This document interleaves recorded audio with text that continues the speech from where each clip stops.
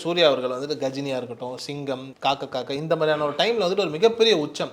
விஜய், அஜித்துக்கு வந்துட்டு அச்சுறுத்தலா இருந்த ஒரு நடிகர். ஆனா இன்னைக்கு வந்துட்டு விஜய் வந்து சினிமா விட்டு விலகுறாரு அப்படின்னும் போது அடுத்து யார் வருவாருன்னா எல்லாம் சிவகார்த்திகேயனை பத்தி பேசிட்டு இருக்கோம். ஒரு பக்கத்துல அஜித்தை பத்தி கூட பேசுறோமே தவிர்த்து சூர்யா பத்தின பேச்சு வந்துட்டு ஒரு 3ஆம் 4ஆம் கட்டத்துல இருக்கிற மாதிரியான ஒரு உணர்வு இருக்கு. அது உண்மைதான். ஏன்னா சூர்யா என்றைக்குமே அந்த மாதிரி பரபரப்பான ஒரு ரேஸில் இருந்ததே இல்லை. இப்போ நீங்கள் வந்து ரஜினி, கமல், இந்த பக்கம் அஜித், விஜய், அதுக்கப்புறம் பார்த்தா நீங்கள் சிவகார்த்திகேயன், விஜய் சேதுபதி அல்லது தனுஷ், சிம்பு, இப்படி ஒரு கம்பேரிசன் வச்சுக்கிட்டே வராங்கல்ல. அந்த வரிசையில் பாருங்கள், நீங்கள் சூர்யாவை எங்கேயுமே யாரு கூடயும் கம்பேர் பண்ணி இருக்க முடியாது. சூர்யா, விக்ரம்னு கூட சொல்ல முடியாது. சூர்யா ஒரு தனித்தன்மையோட அவருக்கான இடம் என்னவோ, அவருக்கான ஸ்பேஸ் என்னவோ அதை வந்து அவர் என்ஜாய் பண்ணுறார். விஜய் இல்லை, விஜயோட இடத்துக்கு சிவகார்த்திகேயன் வருவார்.